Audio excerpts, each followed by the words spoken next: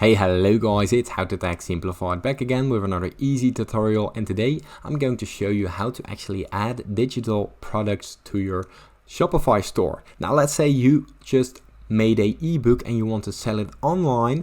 Now you can add this ebook to your Shopify page, to your Shopify store, and when someone purchases it, they can actually automatically download the product. Now, the first step that you want to take is open up the preferred browser. Now, from here, go to shopify.com, sign into your existing account and head down to the apps. Now here, we want to download a certain app called Digital Downloads. And as you can see right here, it already pops up. Now this will take you to the application store of Shopify. Simply install the product. As you can see right here, press install. Now what this will do, it will install the application to your web store, and once it has been done installing here, as you can see right here, it comes up with this product page. Now here you simply go down to the products, add a product just as you usually would. Now, let's say it's a ebook 1.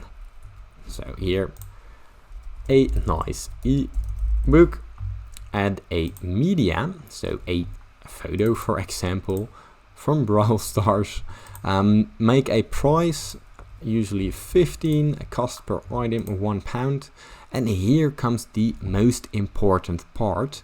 Now, make sure to not track the quantity because it's a digital product, so it doesn't have a stock.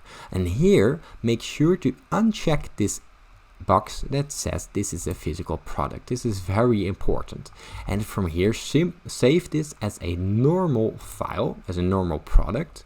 And now comes the most important part. We're going back to the application called Digital Downloads, and this is where the important stuff happens. Now here you see ebook 1. This is the product that we've just created. The status is active, and here we can add digital files. Now it's important to simply add the file that you want to sell, as you can see right here.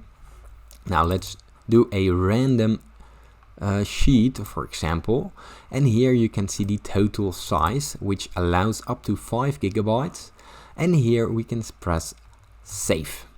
Now what this will do, it will automatically save the digital files as of here. And here you can automatically send the files if you want to actually automatically let the website send the files to the buyer.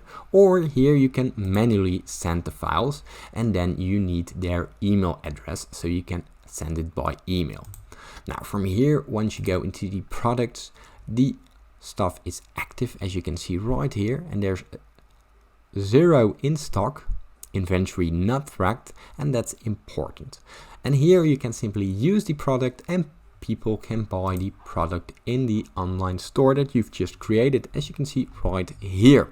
Now if you still get any other questions regarding this tutorial, please leave it in the comments down below. Leave a like and subscribe, this helps me out a lot, and thank you for watching.